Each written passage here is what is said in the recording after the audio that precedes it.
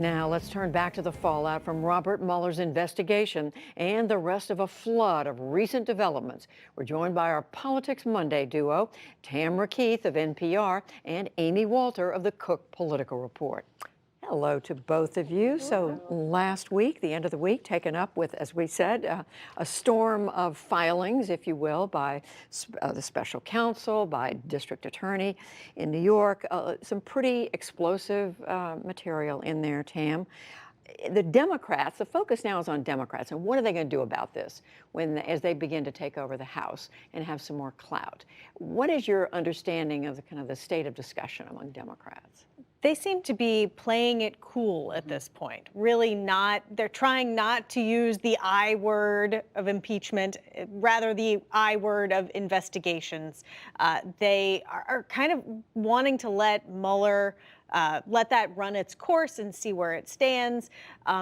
There is not, many candidates ran on impeaching the president, but not most Democrats. Most Democrats ran on health care and reducing prescription drug costs and policy on governing. And they see a cautionary tale in what the Republicans did with Bill Clinton. They don't have enough Democrats or Republicans in the Senate to convict. So even if they have the votes to impeach, they don't have the votes to remove him from office. And so they are very cautious, seeing where the political dynamics, whether those dynamics change. Yeah, and you saw it on display this weekend. If you watch the Sunday shows and the various Democrats who will soon, especially in the House, who will soon be committee chair people, were definitely incredibly cautious. I just want to highlight this exchange that Jerry Nadler, who will be the incoming Judiciary Committee chairman, had with Jake Tapper over the weekend, where he said to Jake's question, yes, if it is found that the president did knowingly, willingly violate campaign finance law by paying off these mistresses, agreeing to pay them off, then he said, this is Jerry Nadler, that would be an impeachable offense. And then he goes on to say whether they are important enough to justify an impeachment is a different question. And so that's really, I think, where so many Democrats are grappling with, which is, what do we know is going to be able to justify an impeachment? Will we know it when we see it? It's going to have flashing yellow lights all around it, or will they get pressure from the base the longer this goes on and the longer we don't have a conclusion from Bob Mueller, but we have little filings coming up every once in a while like this? Because that pressure is real. I mean, the base is looking at this, Tam, and some of them are saying, wait a minute, we've been waiting for 2 years. We don't like what's happened. It's not everybody out there who voted Democrat, but a lot of them. Yeah, certainly there is a portion of the Democratic base that just wants Trump out by any means necessary.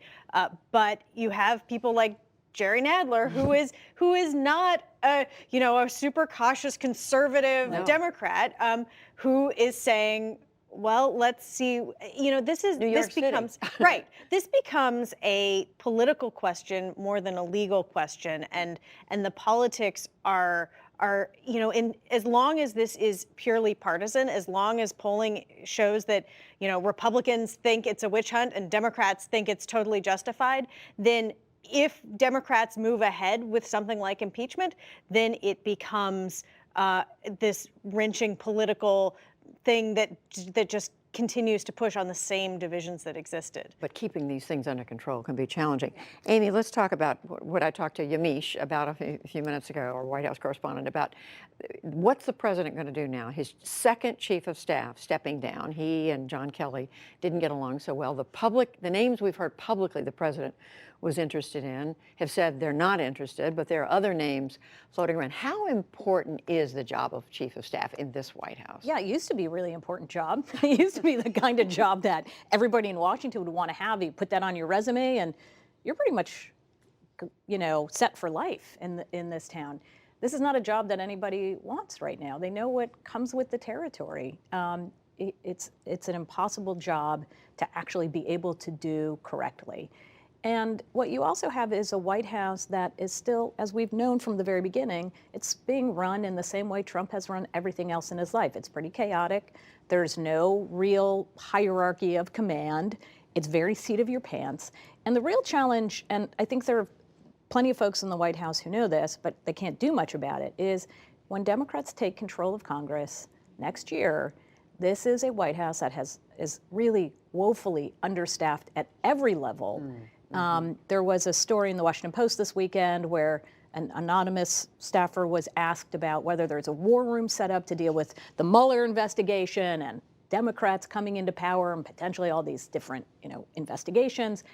And the source basically laughed and said, war room? Do you think what makes you think we would have something as organized as a war room? We just kind of go as we've always gone with where the president's going, we follow. It's a different White House, different kind of White House. Absolutely. It is a different kind of White House. President Trump has embraced the chaos. That is that is his natural environment. That's what he wants, and he sort of returns it to the mean. If John Kelly was supposed to come in and bring structure, and eventually President Trump found ways to have new people he brought on not report to Kelly, but report to him, so that he could get back to the sort of warring factions and structure that he, or lack of structure, that he finds comforting. This White House is setting records for turnover. And I know we've talked about this before, but and we'll continue to and talk we will about continue. It is remarkable. It is. Just very quickly to both of you, we're watching in Michigan and in Wisconsin efforts by outgoing Republicans in their state legislative and state house races, Amy and Tam, to hold on to power as Democrats come in. Is this something we watch? Is this going to wash away soon? No, I think that this is the kind of thing, this is a Republican-controlled legislature in Michigan and Wisconsin. Incoming Democrats at statewide level, Republicans in those states trying to diminish the influence the executive branches have. It could have a short-term positive impact, but it may have a longer-term negative impact, both on what Democrats do in the long term, right? They're not going to forget this, or what happens if Democrats get back into control of those legislatures. To bite them. And this is why you have Democrats at a national level so focused on redistricting and the 2020 census, because they got burned last time around and they don't want to get burned again. And redistricting and the control of state legislatures are very much linked, especially as Democrats see it. Republicans raked in after the last census and redistricting. Democrats don't want it to happen again. Tamara Keith, Amy Walter, thank you. Politics Monday. You're welcome. Thank you.